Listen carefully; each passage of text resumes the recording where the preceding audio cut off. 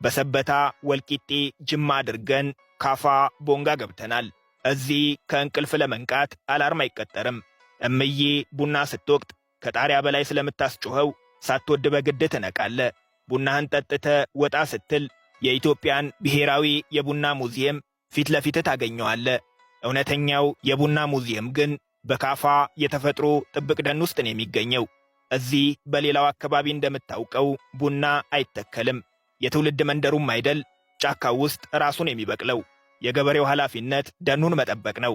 ካፋ ደግሞ ያኔ በካልዲ ዘመን የነበረ ዛሬም ያልተቋረጠ በብዙ የኢትዮጵያ ክፍሎች የማታገኘው ቡናና ደኑን የመጠበቅ ባህል አለው። ነገርየውን ባጭሩ ላስረዳ። የታሪክ ትምህርት ላይ ጎበዝ ከነበርክ ስለ ካፋ ቢያንስ አንድ ነገር ታውቃለ። ታቶ ጋኪ ሸረቹ ዘመናዊት ኢትዮጵያ ስትመሰረት አጼ ምኒልክ ያስገበሯቸው የመጨረሻው ንጉሥ ናቸው።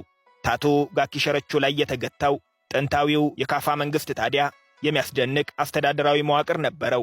በንጉሡ ስር ሚክሮቾ የሚባል ከ8 መኳንንት የተዋቀረ ካቢኔ አለው። ካቢኔዎቹ ልክ እንደ ዘመናዊው የሚኒስትሮች ምክር ቤት በዘርፍ ተከፋፍለው ሕዝባቸውን ያስተዳድራሉ። አንዱ ዘርፍ የተፈጥሮ ሀብትን መጠበቅ ነው። ደንን ይጨምራል።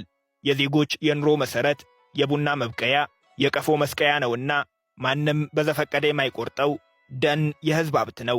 በዚህ መልኩ በጥብቅ በተያዘ ደን ውስጥ ተፈጥሯዊው ቡና ይበቅላል። አይተከልም፣ ኬሚካል አይረጭበትም፣ ማዳበሪያም አይጨመርበትም።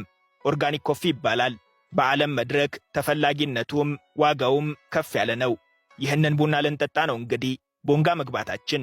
በነገራችን ላይ ጥንታዊው የደን አጠባበቅ ባህላቸው አሁን አለ ወይ ካልከኝ አዎን ነው መልሴ። ያውም በዩኔስኮ ተመዝግቦ ካፋ ባዮስፈር ሪዘርቭ ይባላል። ኢትዮጵያ ውስጥ ከሚገኙ 6 ጥብቅ የተፈጥሮ ደኖች አንዱ ነው። ለካፋ የተፈጥሮ ሀብት አጠባበቅ ሕዝቦቹን አመስግነን ቡናችንን ጠጥተን የካፋ ማር ቡናና ቡላ ጭነን ጅማ ገብተናል። የአባ ጅፋር የከድር ሰተቴ አገር